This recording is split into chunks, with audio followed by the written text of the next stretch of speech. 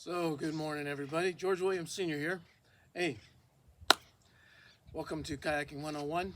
Today, we're going to talk about getting older. So, you're getting older, you still want to kayak.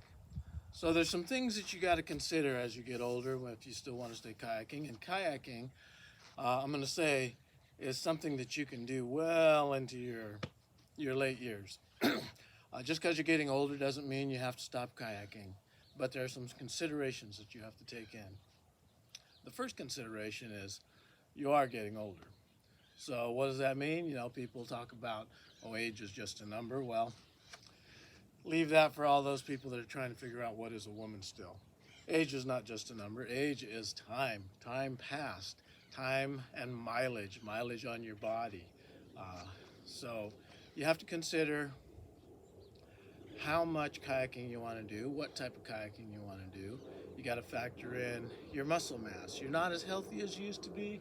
You don't have as much muscle mass, so you're not going to be as strong, no matter what all those health videos tell you. Time where it takes a toll on the body. So your muscle mass is down, so you're not going to be as strong. Your recovery time and injuries is not going to be as fast. And your bone density, if you haven't been taking care of yourself and you've got other pre-existing or issues coming on, then your bone density is either going to be starting to get thinner bone density, depending on how active you are in your diet and things like that. So those are factors you got to consider into. Age makes a difference. So in that category, also, you got to consider what kind of injuries have you had. You got back injuries, neck injuries. Have you had a shoulder injury? Those are going to factor into what level of kayaking you want to do. Surgeries. I just had my knee replaced, so it took me a good year to get that knee back up and running and working, and it's probably at, I would say, 80 to 85%. There are things I can't do with this knee, and therefore I have to gauge what level of kayaking I'm going to do in the aspect of where I can go, because I may not be able to get out of my boat quick enough because I can't bend that knee as high as I can bend this knee. It's just a limitation that I got to work with and work around. Doesn't stop me from kayaking, but it's in my mind, so I got to keep aware of that and know not to get myself into things that I can't get out of. So pay attention if you've got like a shoulder injury or a shoulder surgery. You're not going to have that strength, muscle mass, bone density, physical fitness. You're not going to have the type of physical fitness and strength that you've had in the past. So you got to consider that. There's my girl. So keep that in mind. If you've got a stiffer back, whether it's to injury or aging, normal aspects of aging, bulging disc, you're not going to be able to do that back deck lean and those twists and stuff that you normally could. So you got to be the judge of your own physical capabilities. Dovetailing onto that as we get older, what's your skill level? I mean, if you are a class 5 boater back in your 20s and 30s and 40s, as you get into your 50s and into your 60s and 70s, do you still want to be a class 5 boater? Well, your brain might say yes, but your body might say no. And you got to pay attention to those things. Another factor with that is how much do you get to practice? The older you get, work gets involved, family gets involved. People have babies, they get off the river for a while, and then they come back into the river and want to get back into it. So you got to kind of be your own critical thinker. So you gotta factor that in. How much practice have you had? If you were top of your game back in your 30s and 40s and you were running the really hard stuff, now that you're approaching 60 and approaching 70, are you going to really want to do that? Are you going to have the physical capability to take a 100-pound boat with all your gear and survival equipment and hike it in, a mile, 11 miles, a full day? So you got to think about those kind of things, and some of those things might be just out of reach by now, and there's a lot of places I would love to go. I still have the skill capacity, I don't have the practice capacity, but I don't know if I could physically carry my boat like into Upper Cherry Creek. Always been on my bucket list, but I think it's probably outside my reach now with the different things that have gone on in my life. So those are things you got to practice or factor in, and then the amount of level of practice you do. There was a time where I was paddling, probably 150 to 200 days out of the year, every weekend after work. Now, I've been in this boat 4 times since I bought it last fall. Last summer I was in my boat maybe 3 times. So that all comes into play. So, when you don't have the time to practice, you're busy with work or family, then you got to factor that in. You got to spend time in the cockpit to be a good boater. The other thing is friends. As you get older, a lot of your friends tend to drop off and get into other things because they don't want to be on the water anymore, or whatever reasons. They've had their own physical limitations that have cropped up in life. So it becomes harder and harder to find friends to go paddling with. And then some of the friends that you do find, are they up to paddling at the level that you want to paddle?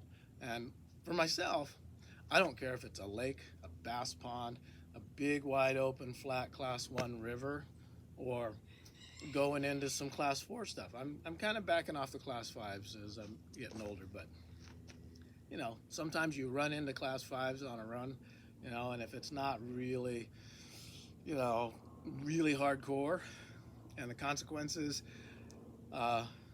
don't outweigh the excitement, then I might run it. But if the consequences outweigh the excitement and it looks really difficult, and there's greater than a 10% chance I might screw up, then I'm going to rethink what I'm looking at on the river, on the day, feeling what my body's feeling, what my mental state is at the time, if I'm up to my game, or if I'm like, nah, I'm walking this one. So you got to make those judgment calls. So the friends that you take with you factor into that, because on the river, we all rely on each other. We rely on the fact that the guy you're paddling with, if you get into trouble and it's a life-threatening situation, that he or she is going to be able to step up and save your butt, and vice versa. Are you going to be able to save them? Do you have the appropriate skill set or training or physical capacity or gear to get yourself, or your paddling partners out of situations that you may not want to be in? So those are those factors you got to consider. And as you go along, and all these factors click off, check all your boxes and stuff, the next thing you got to do is weather. The conditions in which you're going to paddle. It doesn't matter if you're out on a beautiful lake that's normally calm and flat and crystal glass in the daytime and you can see the mirror of the mountains on it, or the weather comes up and it gets stormy and windy, and all of a sudden you've got 2.5, 3 foot white caps blowing across there at a 30, 40 mile an hour wind, and you're caught in that. Are you going to be able to handle that? So you got to pay attention to the weather. Is it going to snow? Is it going to be sunny? Is it going to be windy? What's my gear? Will I have the appropriate gear to handle the conditions of the weather? And then dovetailing into all of that is your skill set, your physical capacity, and are you prepared for it physically, mentally, and skill-wise? So, gearbox, do I have the dry suit? Do I have the underlayers? Do I have, if the oh shit stuff happens, do I have the survival equipment with me to make what could be a really fun and exciting day with a little bit of woo into a survival situation? So you got to factor that stuff into. As we get older, that becomes more and more important, not because we're going harder places, but because we ourselves are not 100% and never will be. Age is not a number. Get that out of your head. Age is mileage and time, but with mileage and time brings experience, and you need to really rely on your experience and know what you can and can't do. So factor in the weather conditions, factor in the places that you are planning on going, and factor in the type of boating that you're going to do. I just bought this boat. It's been a pretty big learning curve for me. That tail is so skinny, I'm like, woo, up on my tail a lot. It's catching edge. It's getting a little grabbier than what I'm used to paddling my other boats. But I love it. It's going to be a boat that's going to give me a lot of excitement on the river. Even on an easy river, I can play around and goof off and have a little more fun than just floating downriver and just catching eddies. Or my little boat, this is my play boat, my rodeo boat. It's a 2013 All-Star. It's not a rock star. Got a lot of big volume up in here still, and pretty good volume in the back. I have done a few front loops in it and cartwheels and stuff, but it's really difficult to actually drive down because there's so much buoyancy in it. And my core is not as strong as it used to be, so I don't have that drive in it, which is completely my fault at this point, but it is a factor. So you got to decide what kind of boating you're going to do. You're going to paddle in a creek boat that's more buoyant. I didn't bring one out. I just brought these two out. And you're going to have fun going down river. It makes all the hard stuff a little easier. Have you practiced your rolls? Have you practiced your holding your breath?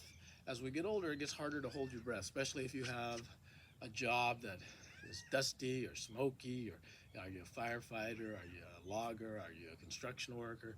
And you're breathing a lot of foreign elements into your lungs. Over time, that takes a toll. So practicing holding your breath, there was a time when I could probably hold my breath almost 2 minutes fairly comfortably. That's gone down to a minute, and I think I could probably hold my breath for 60 seconds now, but I can tell you this, at 30 seconds, my brain is like screaming at me, so it takes a lot of mental focus for me to hold my breath a long time. But surprisingly enough, when you're in the thick of things, you can do a lot more than you can when you're just statically holding your breath. But you should practice holding your breath. It'll come in handy. It may save your life sometime. So those are some of the factors that you need to decide. I'm getting older. I want to keep kayaking. What type of kayaking do I want to do? If I'm into whitewater, if I'm into ocean paddling, am I into lake paddling? Am I going to be a fishing kayaker? Even with a fishing kayak, you better know how to handle your equipment. You better have the appropriate gear, because I see more of those guys getting into trouble because they're pretty lax about safety. I don't want to pigeonhole them and stereotype them into something, but I see a lot of fishing kayakers with no PFD. It's on their boat, so they're legal on the lakes. But you know what? If you fall off your boat, your life jacket floats one way, your kayak floats another way, and you're bobbing around trying to save your fishing pole and your gear that just fell off, you can get separated from everything that keeps you afloat real fast. And that swim to shore could be 50 feet, could be 100 feet, could be half a mile, could be 2 miles. If you're out in the ocean, 3 or 4 miles, depending on how far out you like to go. So those are things you got to consider. So happy paddling, everybody. Stay out there. Don't let your age stop you from paddling. Just make wise choices and decide what level of paddling you want to do. I'm going to stick with whitewater, but like I said, I don't care if it's a bass pond, an open river, a lake, or whatever. If you guys want to go out paddle, I'll be happy to paddle with you. All right, George Williams Sr., Kayaking 101, talking about getting older.